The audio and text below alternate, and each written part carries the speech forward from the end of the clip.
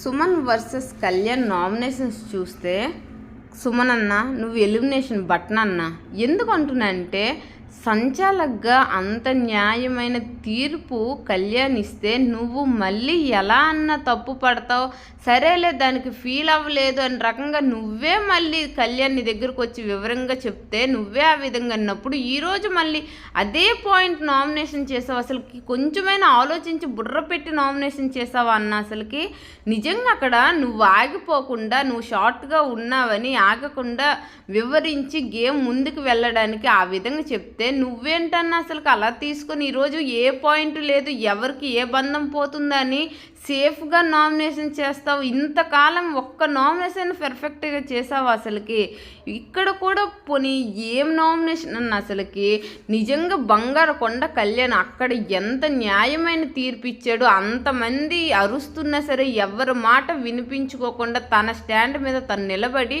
న్యాయమైన తీర్పు ఇచ్చాడు. గేమ్ నాపకుండా ముందుకు పట్టుకునే విధానంలో కూడా అన్ని విషయంలో కూడా నిజంగా కళ్యాణ్కి హ్యాట్స్ ఆఫ్ చేయాల్సింది ఎవరు ఏమనుకున్నా సరే. అదేవిధంగా ఈరోజు బర్నీ గారు పంట పండింది అనిపించింది. ఎందుకంటే ఎమాన్యుల్ని నామినేషన్కి తీసుకొచ్చారు, సూపర్ అనిపించింది. ఎట్టకేలకు ఎమాన్యుల్ అయితే నామినేషన్లోకి వచ్చాడు, సూపర్ రా బాబోయ్. ఇంతకాలం నామినేషన్స్కి రాలే, ఫస్ట్ టైం నామినేషన్స్కి వచ్చారు. ఎమాన్యుల్కి ఎలాగుంటుందో చూడాలి. అదేవిధంగా ఎమాన్యుల్ కొంచెమైనా ఆలోచించడం లేదు. ఫిజికల్గా తనకి దెబ్బ తగిలింది, అది హౌస్లోనే తగిలింది. డాక్టర్ దగ్గరకు కూడా వెళ్ళారు. అది ఎందుకు ఆలోచించడం లేదు?